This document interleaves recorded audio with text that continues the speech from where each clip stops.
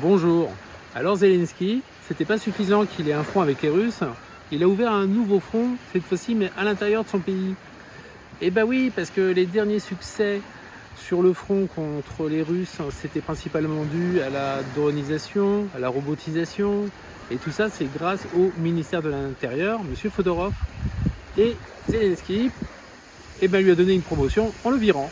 Eh bah oui, parce que ça plaisait pas au général en chef, qui était un peu trop jaloux. Et puis surtout, Fedorov, lui, il avait l'intention de faire le ménage. Il avait commencé à virer tous les acteurs économiques qui étaient corrompus autour, et donc qui étaient inefficaces, parce que la corruption, c'est inefficace. Et ce qu'il a fait récemment, c'est efficace. Voilà, donc ça va pas ensemble. Et bien voilà, donc Zelensky, il a viré la personne efficace. Et puis évidemment, tous les partenaires de l'Ukraine sont un peu étonnés parce qu'ils se disent vous êtes censé rentrer dans l'Union européenne et vous virez encore une fois un gars qui veut lutter contre la corruption. Je rappelle que l'année dernière, c'était pas mal non plus. C'était donc Zelensky qui voulait virer et qui a viré donc un procureur qui voulait combattre la corruption. Voilà, maintenant c'est le ministère de la Défense. Oui, chacun son tour, décidément. C'est un peu pénible tout ça.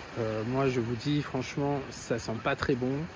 Je pense qu'avant d'accepter l'Ukraine dans l'Union européenne, il faut vraiment se méfier et qu'il ne soit plus corrompu, parce que dès que la guerre est finie, il va falloir qu'il rembourse l'argent qu'on lui prête, et ça va se faire au détriment de nos agriculteurs, avec une agriculture ukrainienne qui va déferler en Europe, et c'est avec cet argent qu'il remboursera la dette de nos gouvernements.